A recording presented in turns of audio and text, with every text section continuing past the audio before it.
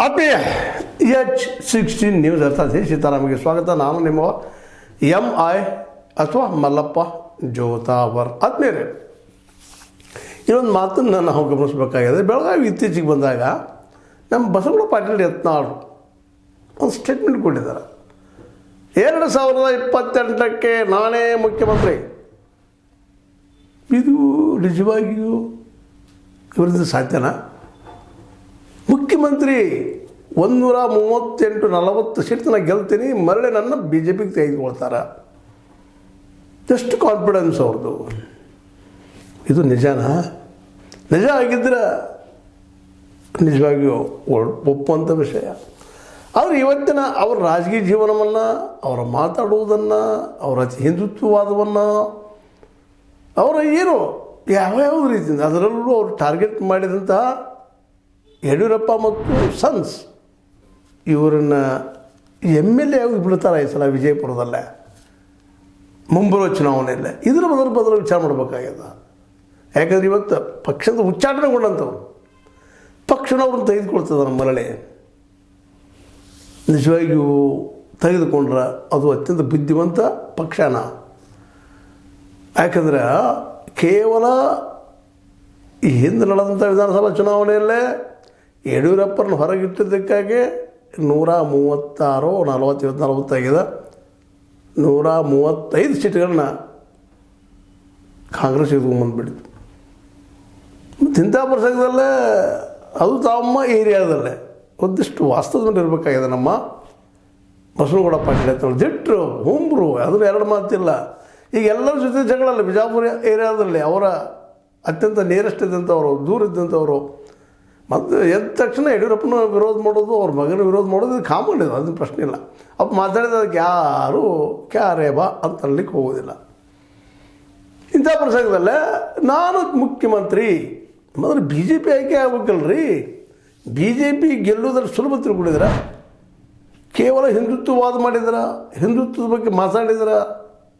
ಹೋಲಿ ಇಲ್ಲಿವರೆಗೆ ಸೆಂಟ್ರಲ್ದಲ್ಲೇ, ಕೇಂದ್ರದಲ್ಲೇ ಎಷ್ಟು ಜನ 2 ಕೋಟಿ ಹಿಂದೂಗಳಿಗೆ ಪ್ರತಿ ವರ್ಷ ಉದ್ಯೋಗ ಕೊಟ್ಟಿದ್ದರಿ? ಇವತ್ತು ಪ್ರಶ್ನೆ ಮಾಡಬೇಕಾಗ್ಯದ. ಜನ ಸತಿ ವಿಶ್ವಾಸ ಕಳ್ಕೊಳಗಿಸಿದಾರ ನಿಧಾನಕ್ಕೆ. ಕರ್ನಾಟಕದಲ್ಲಿ ಅದು ಬಸರಂಗಿ ವಿಚಾರ ಹೇಳಿದ್ರು ಜನ ಮತ ಹಾಕಿರಲಿಲ್ಲ ಕರ್ನಾಟಕದಲ್ಲಿ. ಉಳಿದ ಕಡೆ ಆಗಿರ್ಬೋದಿಲ್ಲ ಅಂತಲ್ಲ, ಯಶಸ್ವಿ ಆಗಿದ್ದಾರೆ ಕೆಲವೊಂದು ಕಡೆ, ಇನ್ನು ಕೆಲವೊಂದು ಕಡೆ. ಈಗ ಮತ್ತೆ ಹೊಸ ಶುರು ಮಾಡಿದ್ದಾರೆ ರಾಹುಲ್ ಗಾಂಧಿ. ನಿಮಗೆ ಗೊತ್ತಿರ್ಬೋದು, ಮತಗಳ ಚೋರಿ, ಮತಗಳನ್ನು ಕದಿಯುವಂಥದ್ದು, ಕದ್ದಾಗಿದ್ದಾರೆ ಅಂತ ಆರೋಪ ಮಾಡ್ತಾ ಇದ್ದಾರೆ, ಸಾಕ್ಷಿ ಕೊಡ್ತಾ ಇದ್ದಾರೆ.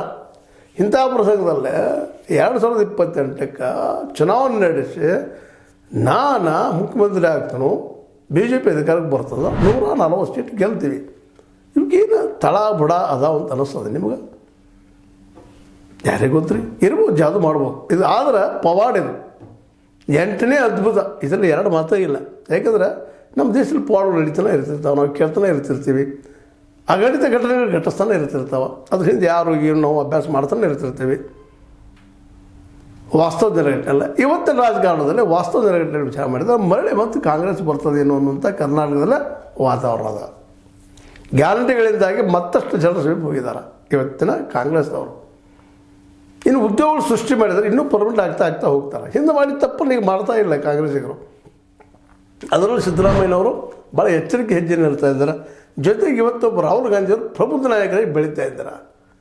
ಇದನ್ನು ಮೊದಲು ವಾಸ್ತವದಂತ ವಿಚಾರ ಮಾಡಬೇಕಾಗಿದೆ, ನಮ್ಗೆ ಸಾಧ್ಯ ಇದನ ಅಂತೇಳಿ.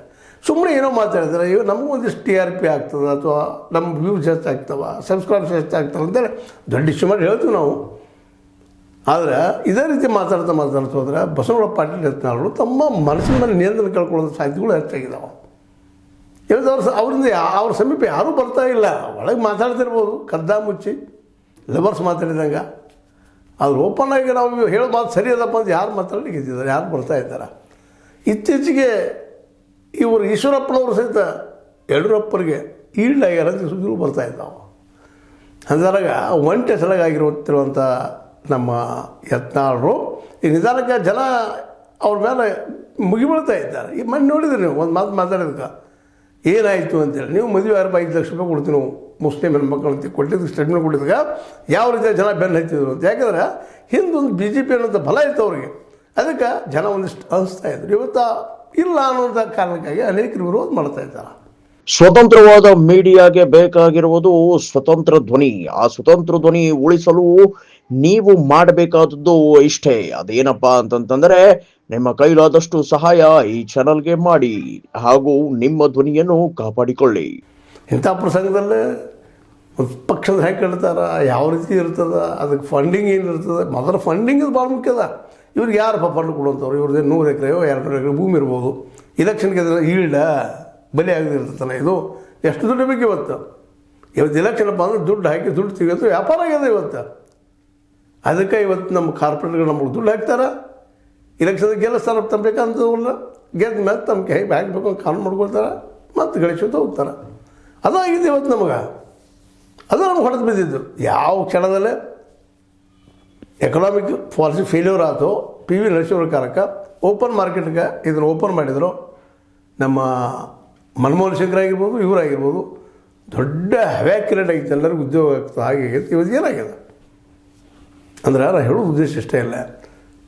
ಈ ಒಂದು ಇವತ್ತು ನಮ್ಮ ಯತ್ನಾಳರು ನಾನು ಮುಂದಿನ ಮುಖ್ಯಮಂತ್ರಿ 28 ಹೇಳ್ಕೊಳ್ಳಿ, ಏನಿಲ್ಲ ಎಲ್ಲರೂ ಹೇಳ್ಕೊಳ್ತಾರೆ. ಈಗಿದ್ದಂಥ ಎಲ್ಲ ನಾಯಕರು ಹೇಳ್ಕೊಳ್ತಾರೆ ನಾನು ಆಗ್ತೀನಿ ಅಂತೇಳಿ. ಆದರೆ ಜನ ಸಮೀಪ ಯಾರಿದ್ದಾರೆ, ಪಕ್ಷ ಯಾರು ಬಲಿಷ್ಠ ಆಗಿದೆ ಕರ್ನಾಟಕದಲ್ಲೇ ವಾಸ್ತವವಾಗಿ ಏನು? ಮತ್ತು ಯಡಿಯೂರಪ್ಪನವರು ಅಷ್ಟು ಸುಲಭವಾಗಿ ಇವ್ರನ್ನ ಒಳಗೆ ತೊಳ್ತಾರೆ. BJPಯಲ್ಲಿ ಅವರು ಏನೋ ಮಾಡಿ ಎತ್ತಿ ಹಾಕಿದ್ದಾರೆ ಹೊರಗೀಗ. BL ಸಂತೋಷರಿಗೂ ಇನ್ನು ತಡ್ಕೊಳ್ಳಿಕ್ಕಾಗಲಿಲ್ಲ ನಮ್ಮ ಈ ಯತ್ನಾಳರ ಧ್ವನಿಯನ್ನು. ಯತ್ನಾಳರು ಮಾತಾಡಿ ಅವರು ಮೌನ ಆಗೋ ಪ್ರಸಂಗ ಬಂತು. ಎಷ್ಟೋ ವಿರೋಧ ಮಾಡಿದ್ರಪ್ಪ, ಹೊಂದಾಣಿಕೆ ರಾಜಕಾರಣ ಅಂತ ಹೇಳ್ತಾ ಇತ್ತೀಚೆಗೆ ಮತ್ತು ಆರೋಪ ಮಾಡಿದರು. DKC ಮತ್ತು ಇವರು ಕುಡ್ಕೊಂಡು ನಮ್ಮ ವಿಜೇಂದ್ರ ಕುಡ್ಕೊಂಡು ಪಕ್ಷ ಒಡೆಯವರಿದ್ದರು. 50-60 MLAಗಳು ಬರ್ತಾರೆ ಅಂತ ಹೇಳಿದ್ರು DKC. ಅವ್ರು ಮುಖ್ಯಮಂತ್ರಿ, ಇವರು ಉಪಮುಖ್ಯಮಂತ್ರಿ ಆಗೋದಿತ್ತು. ಅವ್ರು ಬರಲಿಲ್ಲ, ಬಿದ್ದು ಹೋದ್ರು. ಮನೆ ಮಾತಾಡಿ ನೀವು ನೋಡಿದ್ರಿ, ಅಷ್ಟು ಹೊಂದಾಣಿಕೆ ಇತ್ತು ಅಂತೇಳಿ. ಅದಕ್ಕೆ ಮತ್ತೆ ಅವರು DKC ಉತ್ತರ ಕೊಟ್ಟಿದ್ದು ನೀವು ನೋಡಿದ್ರಿ. ಕೊಚ್ಚವಲ್ಲಿ ಕಲ್ಲು ಹಾಕ್ಕೊಂಡು ಮತ್ತೆ ಹಾಕೊಂಡು ಉಗಿಸೋದ್ರೆ ಏನು ಅರ್ಥ ಇಲ್ಲ ಅಂತೇಳಿ. ಈ ರೀತಿಯಾಗಿ ಇಂಬ್ಯಾಲೆನ್ಸ್ ಆಗಿ ಮಾತಾಡುವಂಥದ್ದು, ಬೊಬ್ಬುನಾಗಿ ಮಾತಾಡುವಂಥದ್ದು ಅಥವಾ ನಿಜಾನ ಆಯ್ತೇನೋ, ಇದೆಲ್ಲ ಅವ್ರಿಗೆ ಬಿಟ್ಟಂಥದ್ದು, ಐತಿಹಾಸಿಕ ಬಿಟ್ಟಂಥ ವಿಷಯ, ವಾಸ್ತವಕ್ಕೆ ಬಿಟ್ಟಂಥ ವಿಷಯ. ಆದರೆ ಜನ ಮಾತ್ರ ಇತ್ತೀಚೆಗೆ ನಮ್ಮ ಯತ್ನಾಳರ ಬಗ್ಗೆ ಮೊದಲಿದ್ದಂಥ ಪ್ರೀತಿ ಇವತ್ತು ಕಡಿಮೆ ಆಗಿರ್ತದೆ. ಅದೇನು ಅದರಲ್ಲಿ ಎರಡು ಮಾತು ಇಲ್ಲ. ಈ ಸಲ ವಿಜಯಪುರದಲ್ಲಿ ಆಯ್ಕೆಯಾಗಿ ಬರೋದ್ರಲ್ಲಿ ಸುಲಭದ ಕೆಲಸ ಇಲ್ಲ. ಸ್ವತಃ ಇವರ ಹಿಂದಿನ ಗೆಳೆಯರು ಸಹಿತ ವಿರೋಧ ಮಾಡುವಂಥ ಅದನ್ನು ನಾವು ನೋಡ್ತಾ ಇದ್ವಿ. ಮತ್ತು ನಿಮಗೆ ಸಹಜದ ಹಿಂದೂ ಧರ್ಮದ ಬಗ್ಗೆ ಹೆಚ್ಚಾಗಿ ಮಾತಾಡಿದಾಗ ಮುಸ್ಲಿಮ್ಸಲ್ಲಿ ಬಂದು ಆಯ್ಕೆ ಆಗ್ತಾರೆ. ಬಿಜಾಪುರದ ಏರಿಯಾದಲ್ಲಿ ನಿಮ್ಗೆ ಗೊತ್ತು, ನಗರದಲ್ಲಂತೂ ಹೆಚ್ಚಿಗೆ ಮುಸ್ಲಿಮ್ಸ್ ಮತ್ತು ಹಿಂದೂ ಎಲ್ಲ ಸಮಸಮವಾಗಿರೋದ್ರಿಂದಾಗಿ ಸ್ವಲ್ಪ ಹೆಚ್ಚು ಕಡಿಮೆ ಆದರೂ ಸಹಿತ ಇವರು ಸೋಲು ಎಲ್ಲ ಸಾಧ್ಯಗಳಿದ್ದಾವೆ. ಏನೋ ಗೆದ್ದಿದ್ದಾರೆ. ಮೊದಲು ಬಿಜಾಪುರ ಅಥವಾ ವಿಜಯಪುರ ಉಳಿಸ್ಕೊಳ್ಳಿ, ನಂತರ ಮುಖ್ಯಮಂತ್ರಿ ಸ್ಥಾನದ ಬಗ್ಗೆ ವಿಚಾರ ಮಾಡಲಿ. ಮೊದಲು BJP ಆಗಿರೋ ಅವ್ರನ್ನ ತೆಗೆದುಕೊಂಡು BJP ತೊಗೊಂಡು ಇವ್ರನ್ನ ಸೇಮ್ ಮಾಡ್ತಾರೆ. ಅಲ್ಲಿ ಜನ BJPಗೆ ಅಷ್ಟು ಏನಪ್ಪ ಅಂತಂದ್ರೆ ತಮ್ಮ ಮನದ ಮೇಲೆ ಸ್ಥಿಮಿತರು ಕಳ್ಕೊಂಡಿದ್ದಾರೆ. ಅವ್ರಿಗೂ ಅಭ್ಯಾಸ ಮಾಡ್ತಾ ಇದ್ದಾರೆ, ಬುದ್ಧಿವಂತರಿದ್ದಾರೆ ಸಾಕಷ್ಟು BJPಯಲ್ಲೇ. ಅವ್ರ ಮೇಲೆ ಪ್ರೀತಿ ಅದ, ಅತಿ ಹಿಂದೂವಾದಿ ಇದ್ದಾರಪ್ಪ ಅಂತ ಎಲ್ಲರಿಗೂ ವಿಶ್ವಾಸ ಅದ. ಆದರೆ ಅದೊಂದು ಅಲ್ಲಿ ಪ್ಲಸ್ ಪಾಯಿಂಟ್ ಆಗೋದಿಲ್ಲ. ಜನರಿಗೆ ಮುಟ್ಟುವಂಥದ್ದು, ಜನರ ಹೋಟ್ಲಿಗೆ ಕೆಪ್ಪಿಸುವಂಥದ್ದು, ತೊಗೊಳ್ಳುವಂಥದ್ದು, ಆಯ್ಕೆಯಾಗಿ ಬರುವಂಥದ್ದು ಭಾಳಷ್ಟು ಒಳ್ಳೆ ಏನಪ್ಪ ಅಂತಂದರೆ ಕೆಲಸಗಳಿದ್ದಾವೆ.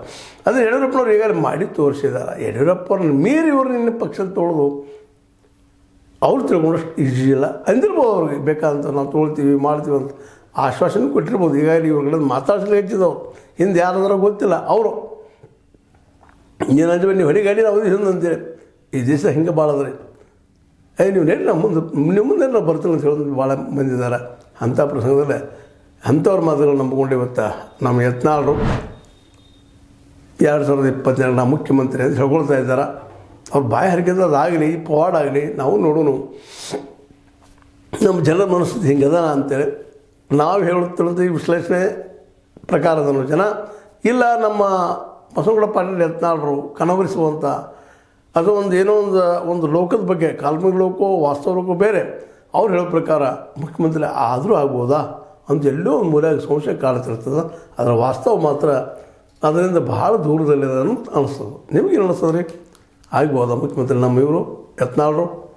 ಆಗಬಹುದು ಅಂತ ಅದನ್ನು ತಿಳಿಸ್ರಿ, ಆಗೋದಿಲ್ಲ ಅದು ಅದನ್ನು ತಿಳಿಸ್ರಿ. ಇಲ್ಲ ಹಾಗೆ ಮಾತಾಡ್ತಾರೆ ಅಂತ ತಿಳಿಸ್ರಿ. ಏನಾದರೂ ಕಮೆಂಟ್ ಮಾಡ್ತಾಯಿರಿ, ತಿಳಿಸ್ತಾಯಿರಿ, ಬರಿತಾಯಿರಿ, ಶೇರ್ ಮಾಡ್ತಾಯಿರಿ. ಜೊತೆ ಸಬ್ಸ್ಕ್ರೈಬ್ ನಿಲ್ಲಿಸಿಗೆ ಹೋಗ್ಬೇಡ್ರಿ. H60 ನ್ಯೂಸ್ ಅರ್ಥ ಸಿತಾರಾಮ ಸುತ್ತ ಕೈಗಡೆ ವಂದನೆಗಳು.